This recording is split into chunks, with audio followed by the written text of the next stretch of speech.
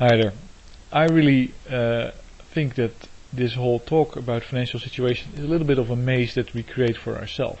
It is actually still the exercise of the powers that are now dominant, that are actually completely bankrupt, as we all know, that are struggling with the shadow banking system and all kinds of other derivative trades that are going haywire because the assets aren't there to justify the money that's there. Everything is being consumed and we are only left with debt. That system still creates a lot of noise, let's say, articles and analysis that talk about who owns how much debt and etc. Well, that's actually an issue for themselves to resolve. The most important thing would be to start resolving it, and that's what they try to avoid. Now, if I was, let's say, world leader, then I would very simply cut it all. And the reason, and there's a very good reason for it. Let's say people are doing things today, they're having their activities, of course, in order to make a profit, but also in order to make the things that people need and to function as a part of the society. So let's say you have a carpenter and a baker and a logistics guy and you have a restaurant and you have all these activities and they all work together because they have a use. People use their services. There's an independence. That just is going on. Even though the world is loaded up with over $214 trillion in debt, everything is still moving. That actually means that that debt is not important at all. I already said it in a video long ago, I guess.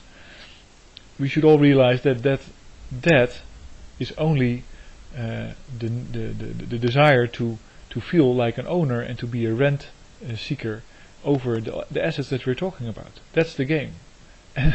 And the game is not played by anybody that's sympathetic to us. You know, it's not if you're either a millionaire, you have 10,000 or 100,000 or a million or $1 billion. No, it doesn't really care. There's just a financial system that tries to get all that money from you, and you should simply say goodbye to it. And that's, I think, a matter of decision. Just decide that people that own a lot of debt that they think they can collect won't get it. And that can be a problem because if that person says, yes, but I need the money to pay off another debt, well, that other person is also shit out of luck. What you end up then is a society where the ownership is distributed in a very unwise fashion because it is allocated of land and of factories and of houses. It's allocated with people that have no interest in these assets at all. They only have interest in the rent capacity of these assets. And that means that you simply have to redistribute all those assets.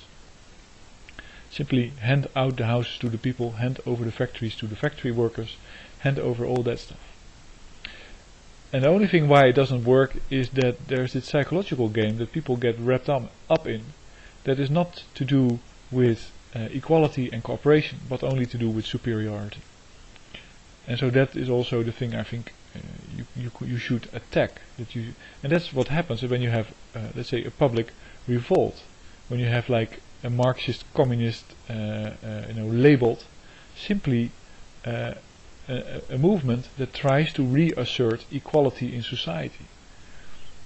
You see, that has a bad label, but of course it's not bad at all, because if you're equal, you're more likely to cooperate, which of course is makes an economy much cheaper, which is the wise thing to do.